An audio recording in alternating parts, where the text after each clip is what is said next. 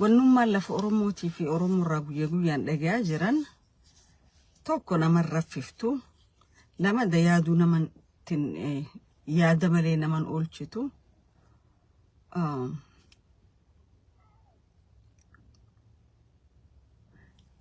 qaamni kee tokko rakkachaa qaamni kee tokko miidhama nagaan jiraachuu hin dandeessu.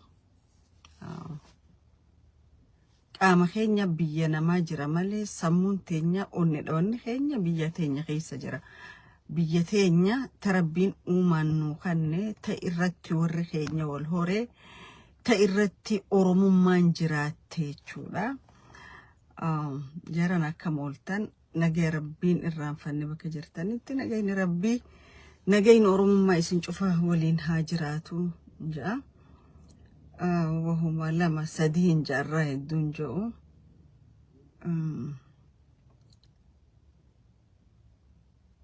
أورمما تنا نشوفت ولين كمنا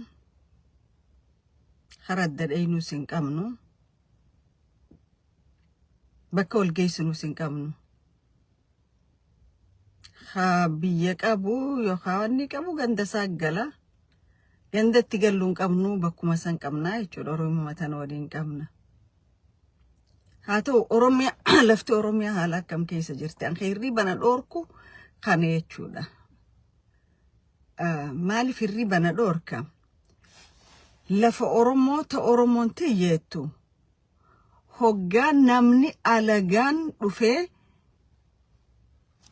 قرسم دريدوا بابلة ميسو فافا مال كنت أفتخي يجئ عليها بريفتي أكا برومسات إلمان سابرسيسو أكا أجنداتي كتابا نقوله هقا بيا على إرجي أمة ساخن الرتي برسيسو ألو تساخيس سمو خيسانيكو نتي مال قولو جرة هما قولو تنجرو يجول أنتو كوخانين جو قدان ميليشيا أورومياتانان همنا ilman Oromoo humna military biyyasanii keessa jiran qaraayya keessa jirtan lafti arra alagaan guurrachuu jirtutu lafa teessani lafa Oromooti jechuudha. Ka guurrachuu jirummoo ka ummata keenya rakkisaa jiru ummata keenya ajjeesaa jiru warru makka keessanitti uffata mootummaa naannoo isaanii uffatee jechuudha shiftoota Ziyaad Barree kana jechuudha. Ati ilmi Oromoo ka hidhannoo qabu خموتما سنتجاجلو غافا لفتيتي كان ساممتو غافا أمني خي أكنا رمو هجرين تي لفتمته تيسي ايس جرات شوف ديم تأتي تناف ساممين سي لفتي أرمو أكنا ساممو جرتو وريه الأني وارديا بيتناتي يتن ألو أرمو خطاتا أمتا خيساني في بيتيساني في درمانا مالف بيسان كيس جرتن بوليسي أوروميا إفين جتن ليو هاي لي مالي إفين جتن مارة فدرالا خيس جريتن جريني خيسان يومي في جريني خيسانو مالف جراتن مالف جراتن هي كان جراتشو مالي نمني درخ جراتو ورهد أنوك أبو دانجا سا خبتشيسو إنيوما سا خبتشيسو ناموس أمة سا إيغو أكا قامني ألغا وفي أمة سا ميني قرأي چود نمني هدتي جرو توكو أكا قامني برا وفي أمة سا ميني قرأي جرتاني تكرا بوي جرتتون أونا جارسو خيستي هاد أوروموتي خشفتوني بيا أولا ساقلتا ميتوكو غافا سيفيلور ولفدن بكأتاني نانا وسان أفن hidhatanii abbootii teenya haawwan keenya dardara keenya kana ajjeesan hidhannoon teessan tun maal gooti bar fincila diddaa gabrummaa keessatti ilmi Oromoo ka hidhannoo federaalaa qabaachaa ture Hussein miti maqaa sana yaadachiisa sana san maqaa lameensa bar غافا أكاسي أجازين جولة تانيا روبسيتو غرقالي ورا أجازيسان الروبسي بر أمتا خيانا جالتنا جيفتان جيني الروغا شفتوني naannawa kana dhufanii lafa teenya fudhatanii alaabaa isaanii irra dhaabbatan. Hidhannoon teessanii fi uniformiin Oromiyaatu ta'e isin qabdan tun yoomiif dhaabbatti? Maaliif dhaabbatti? Uniformiin teessan Oromoo fixuu fi Oromoo ajjeesuudhaafi. An ammallee kaniin jiru wanni biyya fi abaluu hin qabu. Biyya waliin qabna tateenya cufa. Biyya tan ammoo tiisuun dirqama Oromoo cufaati. Jarri arra alaabaa asiifichi dhaabbatan tun lafa Oromoo irratti warra hotteen isaanii dhiigaa hotteen isaanii ibiddaati. Keessaa ala walii hidhatanii including warri qabeenya gurguddaa qabu lafa Oromoo keessatti akkami qabeenya horanne lafa Oromoo tana teenya godhannaan hujii isaan ganamaa galgal hojjetanii jechuudha. Wal beeyna waan ta'eef waan isaan haasawan dhageenya waan ta'eef. Kanaaf lafa alaabaa isaanii dhaaban cufa lafa Oromoo ona jaarsoo ona ilmaan afran qalloo warri Oromoo dheettan mootummaa kana keessa hidhattanii jirtan carqii isaanii san buqqaaftanii ummata achi mana jaarse san diidanii naannawa isaaniif deebisuu qabdan. Naannawa isaaniif deebisuu qabdan. Gaafa odoo Oromoo lubbuun jirtu odoo ummanni kun hayyuu qabu odoo ummanni kun goota qabayennu odoo ummanni kun beeka qabayennu xalayaa irratti lafa Oromoo dila san barreeffatanii gaafiidha lafa tanarra qabna hoggaa jedhan hangam takka Oromoo tuffate jirru kun. Hangam takka Oromoo tuffate. Tuffiin hanganaa hoo eessaa dhufte? Eessaa dhufte tuffiin hanganaa?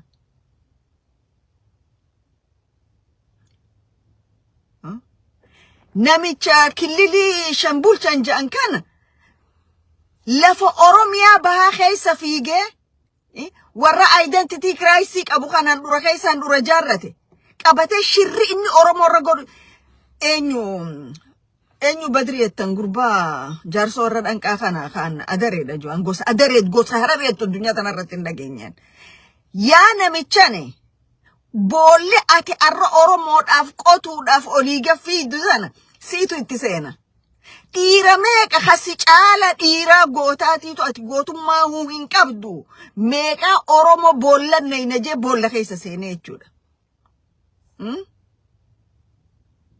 Meeqa boolla keessa seene.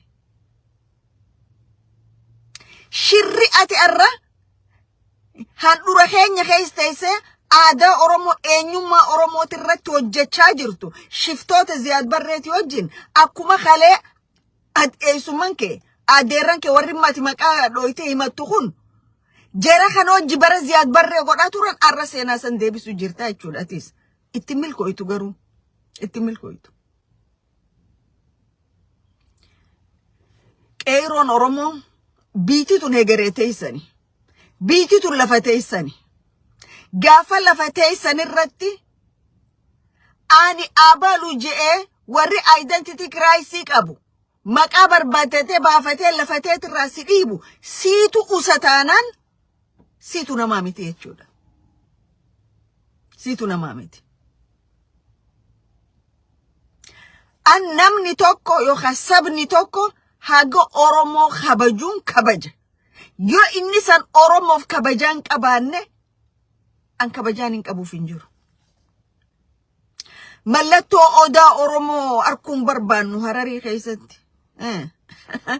Mallattoo maali arguu barbaadde?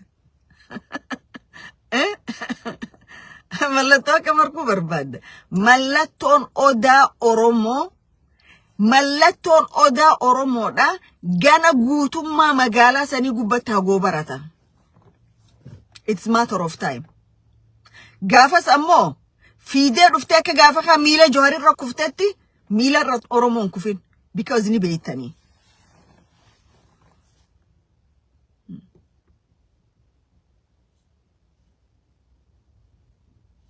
Okay. Kanaaf Oromoon isa kabajaaf godhuu qaba. Isa eenyummaa isaa eeggachuu qaba. isa ulfina isaa eeggachuu qaba.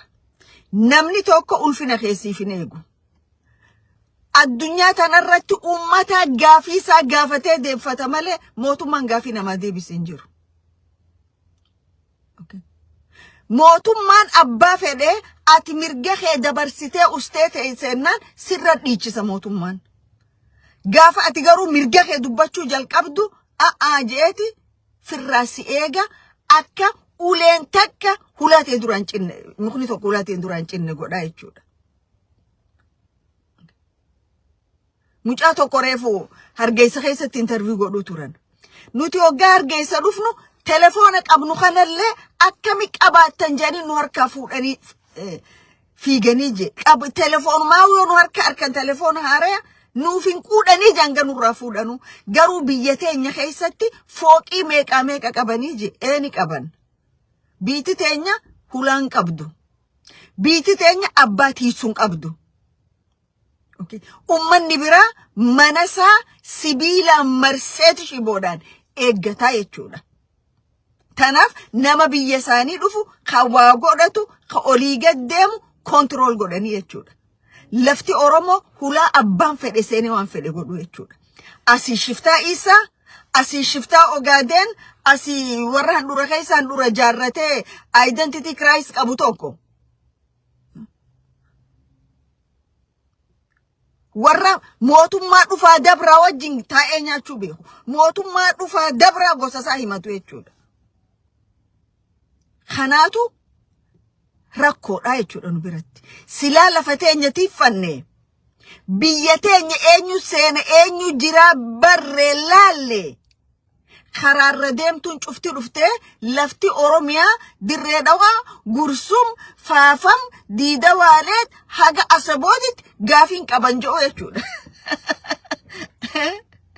Dirree dhawaatti irraa gaafii qaba shiftaan Isaa.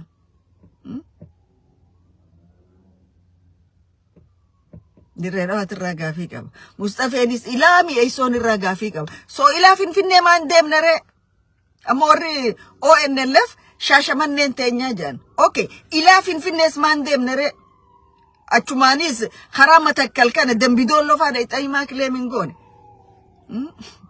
Jara keenya yoo nuti jabaannee dhaabbanne yoo nuti waliin dhaabbanne waliif dhaabbanne qofa lafti teenyaa fi uummanni keenya kabajaa qabaata. Otherwise kabajaas hin qabaannu. Lafa teenyaas abbaa fedheetu abbaa fedhee irra galee abbaa fedhee waan fedhe godhee lakkoofsee dummaayfannee referendamii gaafanna akkama duriyyoonni dirree dhawaa bulchuu itti deemu jiran kana jechuun jechaa jiran kana.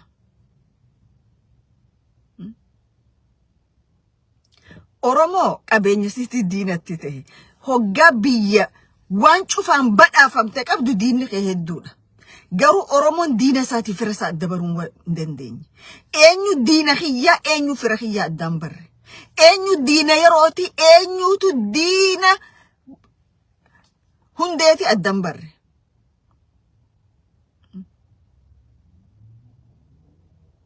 Diina lafti Oromoo saamamtee alaabaan warra fannifamtu dargaggeessi keenya kaan miila loonii ol qabee mana daansiitii caffaraa bulaa kaan kunoo waan dhugan banee walirra gannaqaa bulaa kaan shuguxiidhaan magaalaa Finfinnee keessaa reestoorantii dhabbanaa bulaa jechuun dargaggeessi laa daangaatiisu. Maaliif ifii quufnaan ifii lafa hammarra jiraatu isaan arkannaan dhimma isaatii miti jechuudha. Wanni lafaatuun ammoo gatii nu kafalchiisu teessi. Gatii. Wanni namichi handhuura keessa handhuura jaarratee fi Mustafeen Ogaadeenii fi gurbaan Adam Faarax godhu jiran Oromoo gatii kafalchiisuu ta'a. Ifiif godhaa jiranii lakki. Abiyyi siyaasaadhaaf je'ee waan feetan godhaa ka feetan ajjeesaa lafa feetan kileem godhaa kun ummata kanarraan dhufne jechuudha. Yoo dhaabuu barbaadan sakandii akka dhaabuu dandeenye jechuudha. Bat hin barbaadan. OPDO'n diinni jalqabaa Oromiyaa keessaa Oromiyaa bahaatii fi Oromiyaa lixaati. Maaliif akka diineeffatannaaf hin galu'an?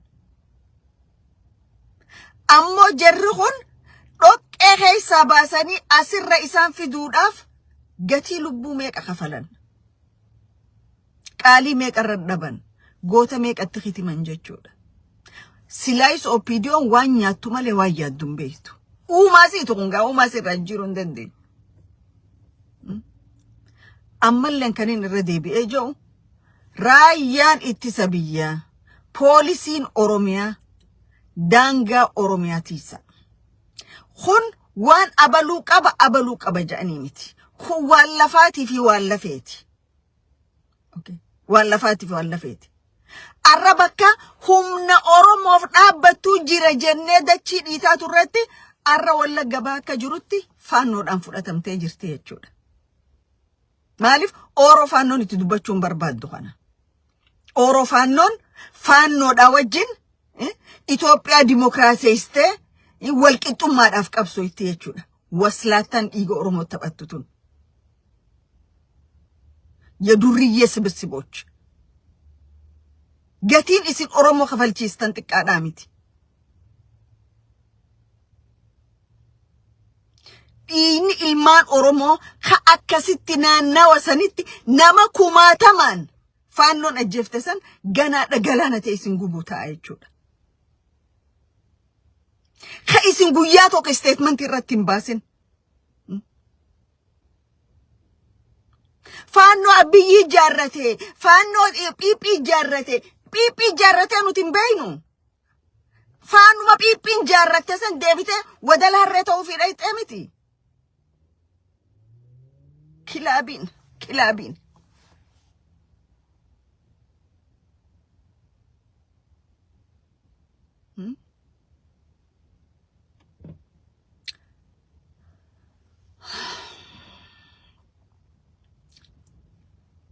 wanni Oromoo irra deemu jiru arrayo nun yaachifne arrayo haane akka daangaa keenya waliif hin dhaabbannu hin taane arrayo taane biyya teenyan teessine shiftoota kanarraa ka biyya san keessa gatii kafaluu ta'u Oromoodha ka biyya san keessa gatii kafaluu ta'u torbaani guyyaa lama sadii distiin magaalaa adaree biyyoo keessatti affeelamaa jirtu san Oromoo kam godhuuf affeelamu jirti Oromoo eessa geessuuf ordiin badrii yoo ati distii Oromoof affeelu jirtu kana ati keessa seentee hin affeelamne an dhugatti dhiiga Oromootii miti ani intala Oromootii miti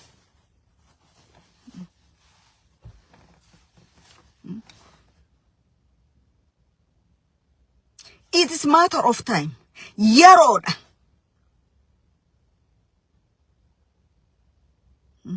akka aadaa teessanii barnuti alarraa barnuti noole barnuti jaarsotti yoo ati dhiigan boonyi ani intala Oromootii miti yakkinii fi cubbuun ati arra namicha kililii shaniiti hojii shirri ati Oromoo irra dalagu jirtu gatii isa kafalchiisu ta'a Oromoon gaafa ka'e hidhannoo isan barbaachisu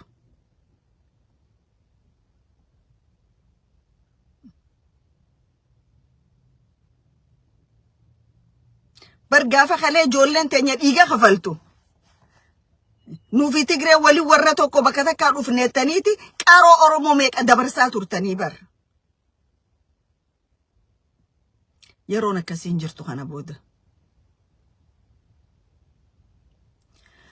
خخرخاني بارلما جام بارلما هي كان بارلما أمة خينيا في قليلة والربية سنبولشو نميتشي بارلما رتا ايوان غرتي تربان لما فادو ربريسا ارقاد ناقافي جو إنني بيخوان قولو مالف وردوبا قولو جروان تيف قرو وروني بكبو اوتا أمتا جان خورمو خون بكبوان أمتا يتشو مال جتشودا بكبو أمتا هي كان سامال جتشودا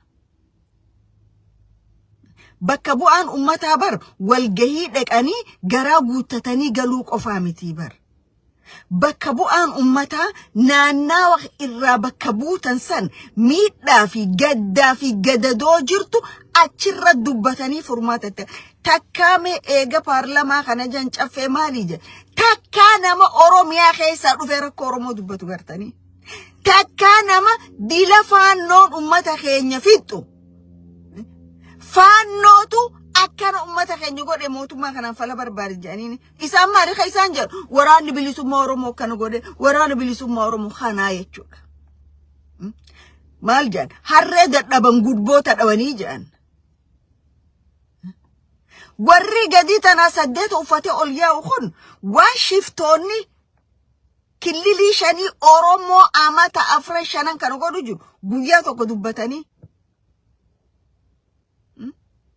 bargootan oromoo khaleessa gaafa dargii fi Haile Sillaaseetis dhugaa oromoo dubbatanii fannifamaa turanii bar dhugaa oromoo dubbatanii mana hidhaa keessa summiidhaan ajjeefamaa bahanii bar dhugaa oromoo dubbatanii halkan fuudhanii julmarra shanamaa turanii bar isin amma paarlamaadha paarlamaa hirriibaa maali mana keessanii raftanii dhayxanii nama qaane keessaaf warri oromiyaa nama qaaneessitan akkamitti oromiyaa bahatana keessa ilma tokko onneen sibiila hachi dheqee dubbatu akkamitti dhabame dubartoota empower godhuun gaariidha I agree with it akka dubartoonni humna wanniin barbaada garuu jarattiin OPDO jedhan tun waan shamarran yookaan haawwan qofa achi keessaa filatteef qabdi jechuudha zoonii sanarra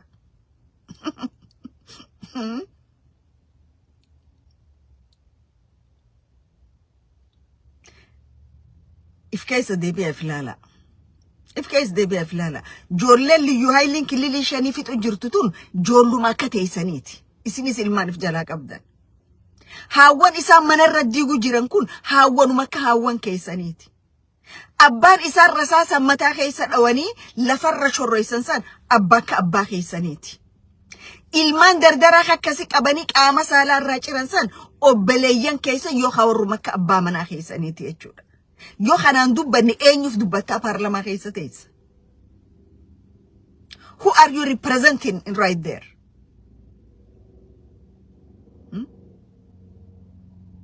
isin waan warri diaspora godhe dhayxanii haadamuruu qofa silaayis ba'aan diaspora irra kaayame jarana dhugaa oromoo dubbadhaati rasaasaaf kanna yoo an biraa dhabdan dhugaa oromoo dhoysuun isin sablisuu ta'a guyyaa tokko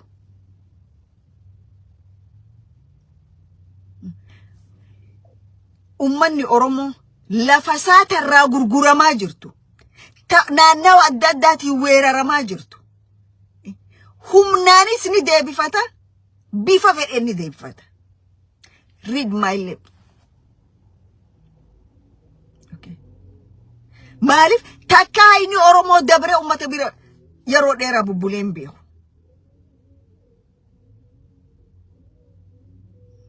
numa deebi'a jechuudha qabsoon oromoo kana booda lafa isiita gurguramtee fi lafa isiita shiftootan fudhatamte irraa dhaabbatanii ka'anii deeffachuudha nama biyya qabuutu waan biraa qaba lafa teenya julmaan gurguramaa jira lafa teenyaatu warra ollaatiin saamamaa jira namni dhaabaa ja'uun hin jiru miti oromoo waliin dhaabbatee lafa isaa seef godhachuu qaba jechuudha kana ka godhu faannoo dhaabbateeti miti oro faannoo ta'eeti miti oromoo ta'e oromoo waliin dhaabbateeti